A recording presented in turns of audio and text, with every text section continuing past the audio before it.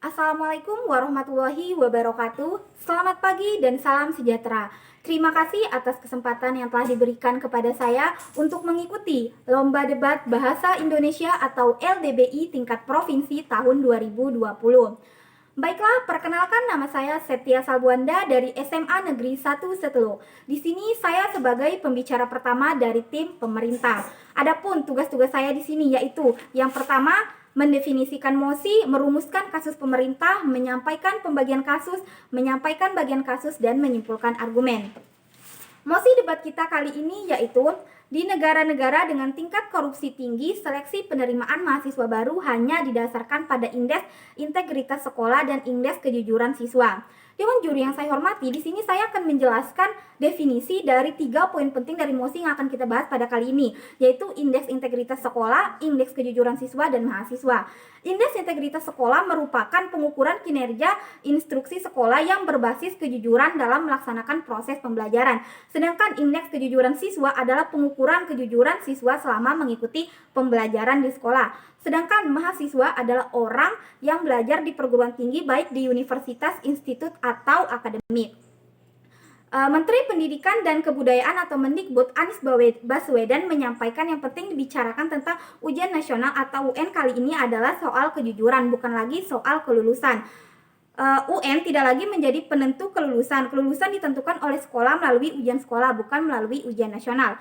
Menumbuhkan nilai-nilai kejujuran dalam pendidikan merupakan tantangan utama pendidikan. Inflasi nilai mencontek selama ujian nasional, bocornya soal dan jawaban, dan berbagai bentuk kecurangan lain menjadi tanda kegagalan lembaga pendidikan dalam menanamkan nilai-nilai kejujuran. Menteri Pendidikan dan Kebudayaan memperkenalkan istilah baru kepada publik terkait kebijakan ujian nasional, yaitu indeks integritas sekolah, di mana indeks ini menjadi petunjuk sejauh mana sebuah sekolah memiliki tingkat kejujuran dalam melaksanakan ujian nasional. Indeks integritas ini bisa menjadi pertimbangan bagi perguruan tinggi dalam menyeleksi calon mahasiswa baru.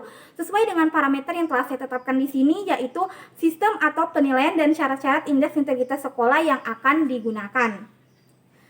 Dewan juri yang saya hormati, dalam perbandingan nilai atau akademik ujian nasional dengan IIUN didapatkan bahwa masih banyak sekolah di Indonesia yang memiliki indeks integritas rendah meski rata-rata capaian nilai ujian nasionalnya tinggi. Idealnya baik capaian nilai ujian nasional maupun indeks integritas suatu satuan pendidikan harus sama tinggi guna mendorong kejujuran dan tingkat integritas atau IUN yang baik. Kemendikbud memberikan apresiasi kepada sekolah di seluruh Indonesia yang melaksanakan ujian nasional dengan menjunjung tinggi prinsip-prinsip integritas. Lebih dari 12.000 sekolah telah mencapai nilai IUN tinggi di atas 80, mendapat piagam penghargaan integritas dari Menteri Menteri Pendidikan dan Kebudayaan. Bahkan 500 sekolah dengan nilai IUN di atas 92 diundang langsung oleh Presiden Joko Widodo ke Istana pada 21 Desember 2015 lalu untuk menerima penghargaan. Di kalangan para ahli psikometrik, konsep indeks integritas ini bukanlah hal baru. Kita bisa menyebut berbagai macam teori tentang indeks integritas ini. Sistem pelaporan skor IIS dalam ujian nasional 2015 pun dipertanyakan.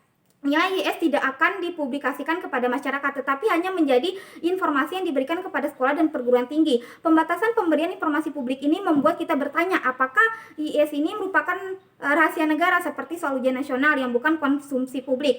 IIS dipakai untuk memberitahu sekolah tentang skor nilai kejujuran sehingga dapat mengevaluasi diri mereka dalam menanamkan nilai kejujuran. Kiranya informasi yang sama juga dibutuhkan oleh orang tua dan masyarakat di mana tempat mereka menyekolahkan anak-anak mereka. Selanjutnya, menilai kejujuran sekolah tidak dapat dilakukan melalui analisis statik jawaban benar dan salah dalam sebuah ujian, di mana kerangka teori yang menjadi landasnya masih banyak diperdebatkan di kalangan ahli psikometrik sendiri. Kejujuran merupakan sikap hidup yang perlu dilatih dan dibiasakan, didukung dengan lingkungan budaya, struktur dan peraturan yang mendukung bertumbuhnya nilai penghargaan terhadap kebenaran. Sikap ini tidak dapat dinilai melalui indeks integritas sekolah yang hanya sifatnya terbatas. Kejujuran kejujuran sebuah sekolah hanya bisa dinilai dari sejauh mana anggota-anggota sekolah ini itu melaksanakan nilai-nilai kejujuran semenjak mereka datang memasuki pintu gerbang sekolah sampai mereka pulang, melalui contoh teladan pemberian ruang bagi praksis kejujuran yang didukung oleh aturan-aturan sekolah yang konsisten diterapkan, seperti menghilangkan budaya dan aturan katrol ini, membuat peraturan dan sanksi tegas tentang perilaku mencontek, menghapuskan peraturan tentang kriteria ketuntasan minimal yang sering menjadi sumber ketidakjujuran guru dalam menilai siswa, transparansi dan akuntabilitas pengelolaan keuangan sekolah. Maka dari itu, untuk negara-negara dengan tingkat korupsi tinggi seperti Indonesia sangat tepat apabila penerimaan mahasiswa baru hanya didasarkan pada indeks integritas sekolah dan indeks kejujuran siswa. Tentunya hal tersebut untuk mengurangi terjadinya koruptor di negara-negara tersebut termasuk Indonesia.